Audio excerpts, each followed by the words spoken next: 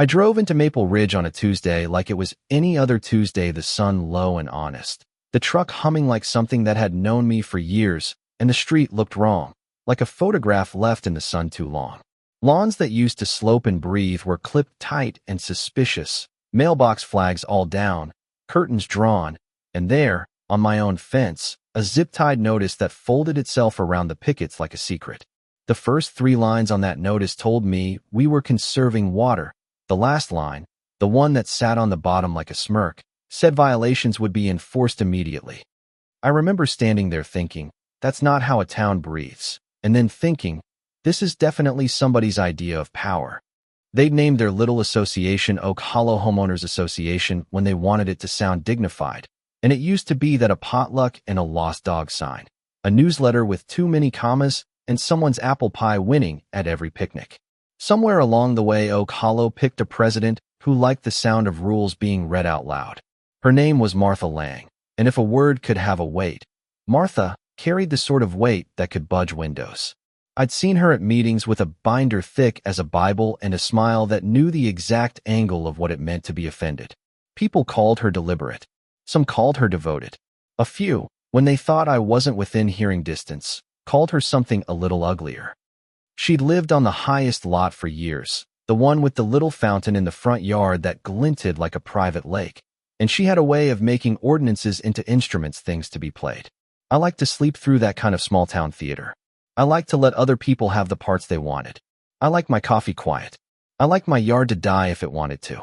None of those things mattered that week. When the taps started sputtering, it wasn't dramatic, no sirens, no headline banners, just a slow, conspiratorial gasp. One morning the shower ran warm and thin, then cold, and the water pressure backed down like an apology. By noon the community was getting notices, text messages from the HOA, emails with bullet points and penalties, a notice glued to the clubhouse door saying, temporary measure, conservation order. People who'd never thought about governance suddenly had opinions.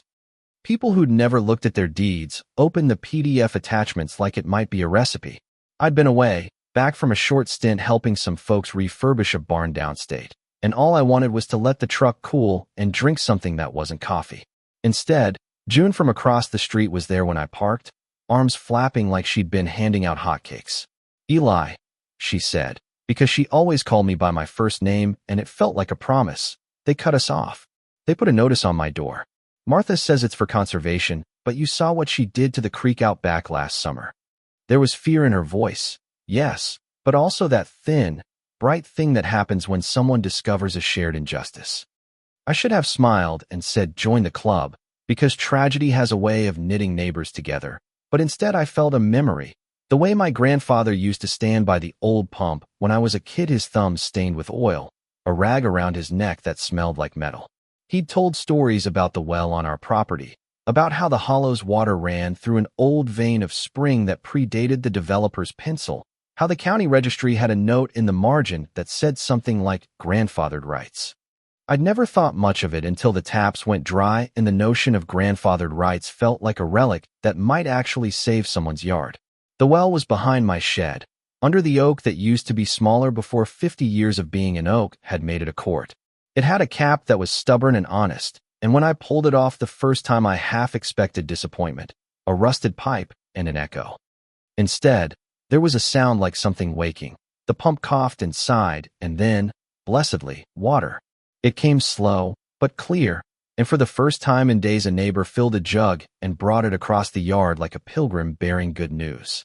That night we had coffee and 3-gallon jugs on the porch, and our conversation felt like contraband. We were cautious, the way people are when they are doing something small and human against a big, orderly machine. It didn't take long for conservation to turn into enforcement. Notices became fines, fines became threats of liens, and Martha, clean, composed, astonished by her own authority, sent out an email with attachments that read like the blueprint for an empire. She had style. She used legalese as a sculptor uses clay, knowing where to pinch and where to smooth. She called her actions in the best interest of the community and, in the same breath, sent an armored truck of volunteers to photograph hoses and count jerrycans. She insisted that private wells were fine, as long as people weren't distributing water. We were suddenly the sort of people who might be fined for neighborliness. It's a funny thing, how neighborliness can be criminalized without you knowing. There's a particular cruelty to notice serving. It's impersonal. It's a paper equivalent of a shove. The first notice on my fence had been zip-tied. The second one, when I'd filled a 5-gallon jug for old Mr. Pendleton down the road, had violation stamped in red on top. I remember looking at it and feeling a curious mixture of rage and comedy. Rage because someone with power had decided to use it like a hammer, and comedy because in the midst of ridiculous bureaucracy, the human heart still did the thing it always does: it finds a way. Rafe across the street, Rafe with his laugh like someone who's always been slightly surprised, started a slow burn plan. Document everything, he said, tapping his phone like it was a weapon. If we don't have pictures and timestamps, it's our words against her binder. We put cameras on porches, we wrote down times, we saved emails. We became archivists of a small war. Martha, of course, could see how the narrative was forming. She sent photographs of her fountain in the morning with a caption, "Community Amenity."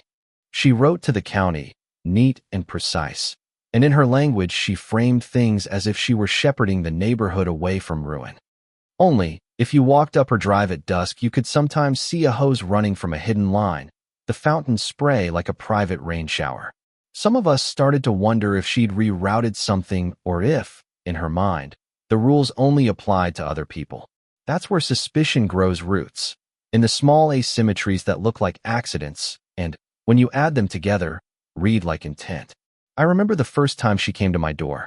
She'd sent 2 board members with her, both with clipboards and the look of people who have rehearsed outrage and now want to perform it. She stood on the stoop with that smile and mentioned the word precedent 3 times. "We can't have this," she said, as if this were a disease. "We're a community," she said, which is one of those phrases that can mean either we protect each other or we police each other. She asked me if I knew the law. I said I knew enough to make coffee and fix a truck. She said, softly, "You'll want to cooperate." I said, "Cooperate with what?" And she said something about regulation and safety and then left me with a brochure. There's nothing like a pamphlet to make your insides feel unsteady. The next week was a carnival of nasty things.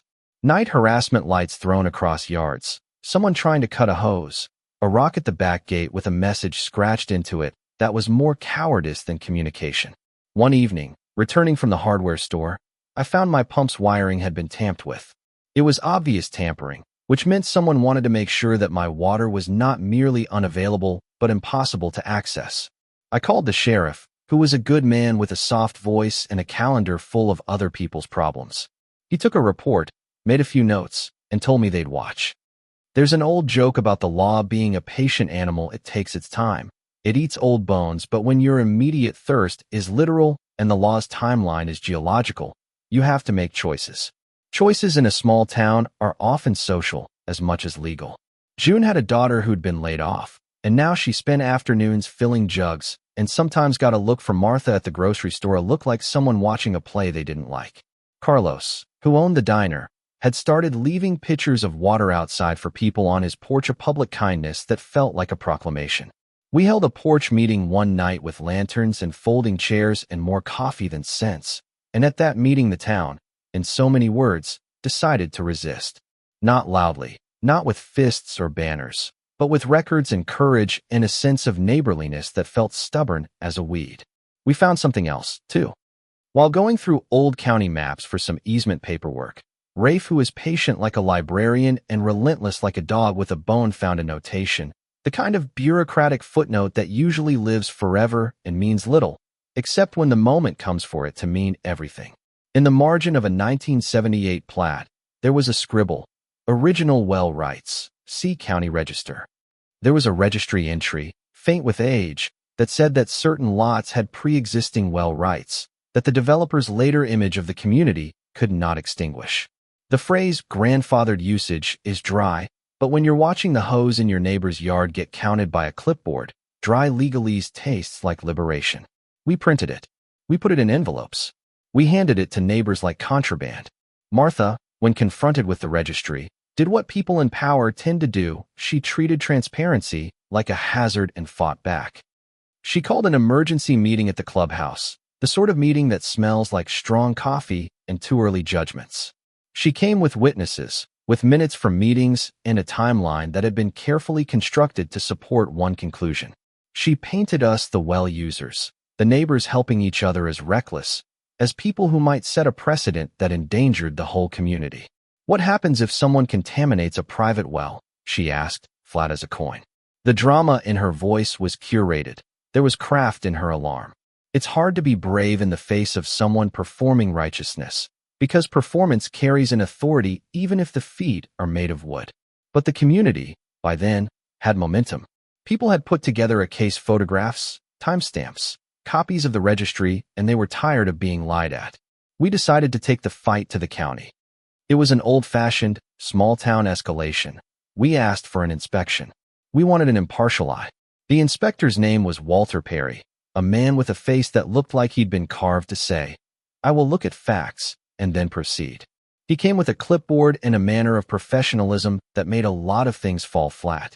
He walked the properties, lifted caps, listened to the well pumps, and, in an act both ordinary and extraordinary, wrote down what he saw. His report was procedural, but it was also a reversal. It said, in simple terms, that several wells had been in place before the subdivision and that their use for household supply was within the rights of those properties. It didn't say lynch the HOA. It said observe the rules and do not interfere. That report changed things, but not everything. Martha ramped up. She started a campaign of fines that were numerical and sharp, notices that could pile into foreclosure if you didn't notice them in time. She hired a lawyer whose voice on the phone sounded like someone who enjoyed paper. The lawyer sent letters and cautions, and one night someone left a handwritten packet on my porch that contained a list of names and a thin, polite threat: cease distribution or face consequences. That was the line between civic governance and meanness. If them against us was a narrative, the line had been crossed. Then the threats took another turn. One night, Rafe came to me pale and winded. "They came to the lot next to me," he said. A man with a truck pulled up and started shouting. He said if anyone else pumped water he swallowed. We both knew what he hadn't said. Threats are bullets that sometimes miss the laws but land in the marrow of a town. A week later, I was on the back porch, and someone started a melee at the community meeting. Voices rose, and the words turned to ugly things. In the parking lot afterwards, someone brandished something that had the shape of finality, a gun, a stupid, awful show of force. No one was hurt, no one was shot, but the sight of it was an incision. When a person pulls a weapon in a civic squabble, you realize how thin the membrane is between argument and violence. I stood in that parking lot and realized that our little defense had to do two things at once: protect our neighbors and expose the lie that had been built. We had to be brave and legal, stubborn and orderly. We started a public record. We made a list of every incident. We had people testify who hadn't wanted to testify, because fear writes rules in the corners of your life. The thing about courage is that it's often less spectacular than you think. It's the neighbor who comes into the light and says what she saw. It's the old man who signs his name and gives someone else a reason to do the same. We made up our minds to be those people. When the county hearing was scheduled, Oak Hollow became a town that resembled a chorus. People from all sorts of pockets showed up: homeowners in the front row, anxious and earnest, people from around the county who'd heard about a fight over justice and wanted to see, and, of course, Martha and her retinue, clipboard ready, perfunctory faces firm. The hearing room smelled like old carpets and deliberation. I sat near the back because I figured that if I made a spectacle of myself it might be mistaken for melodrama. I wasn't planning on being the hero. I was planning on telling the truth. The hearing was a slow thing. There were rules to be followed, and we followed them. One by one, evidence was presented. Rafe showed his timestamps. June read a letter she'd written about the time her son, he's a grown man and a good one, by the way, had to drive into the next town for water because his skin reacted to the chlorination. Walter Perry read his report out loud, and the words landed like facts. Then there was Martha's testimony, smooth and composed, her language practiced. She painted the story of a community under threat and asked for authority to keep order. But here's the thing about rehearsed outrage. When it meets the slow, stubborn truth, it sometimes looks like a trick. People listened, and a lot of them squinted. When it was my turn, I told them the history. I knew the grandfathered registry note, the nights of harassment, the jugs we'd passed, the pump that had kept us alive. I told them about the man in the truck, about the rock on the gate, about the fear in our mailboxes. I spoke as the town's everyman, because that's what I am, someone who wants a fair shake and thinks that fairness is not a performance, but a practice. It wasn't theatrical. I didn't shout. I told the truth. And the space between truth and performance is a dangerous one for performative authority. Sometimes truth is dull and patient and wears out lies by just existing. The commission listened. They asked questions. They were not theatrical. They were, mercifully, procedural.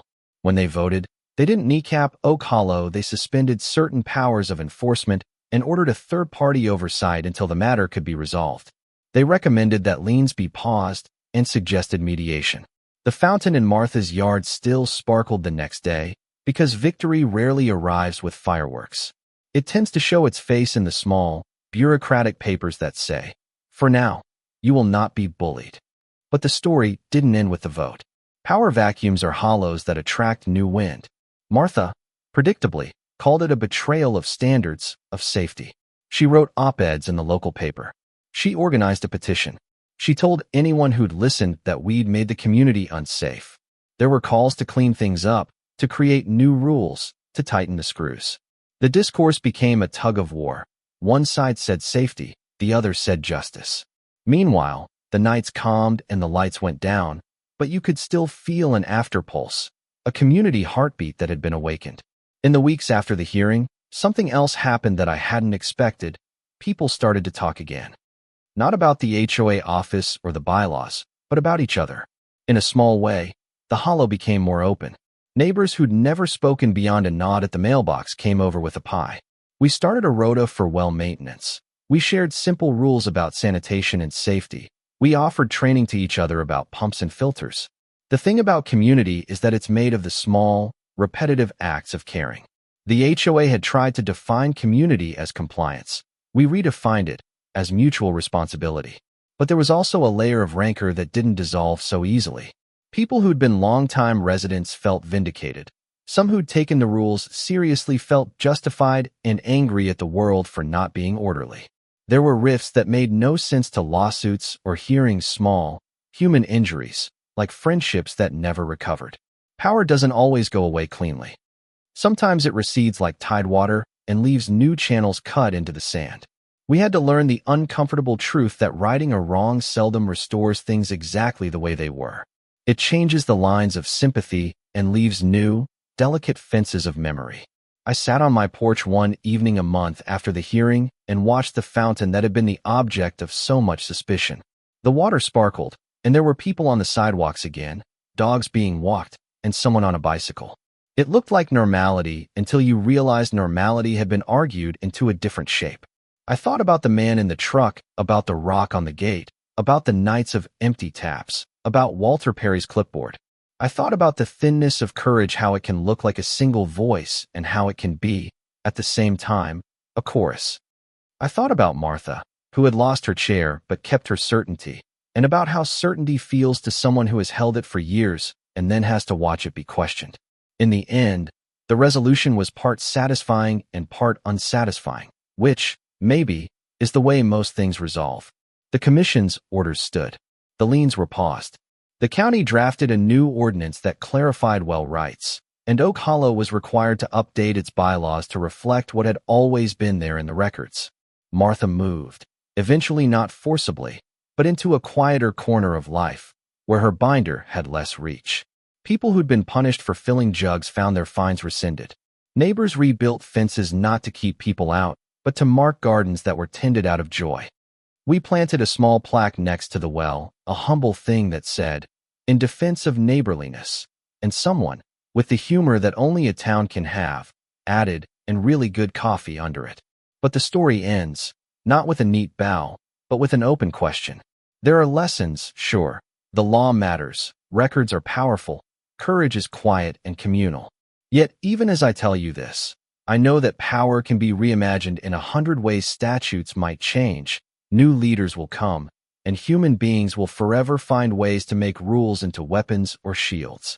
The most important thing we learned, perhaps, was how fragile neighborliness is and how much work it takes to protect. It's not a natural resource like water you dig up and use. It's a practice like tending a garden you have to water it daily or weeds come in. So what would I say to you? Tuning in from somewhere that's not Maple Ridge? Maybe this. Keep your ears open. Look at the small prints.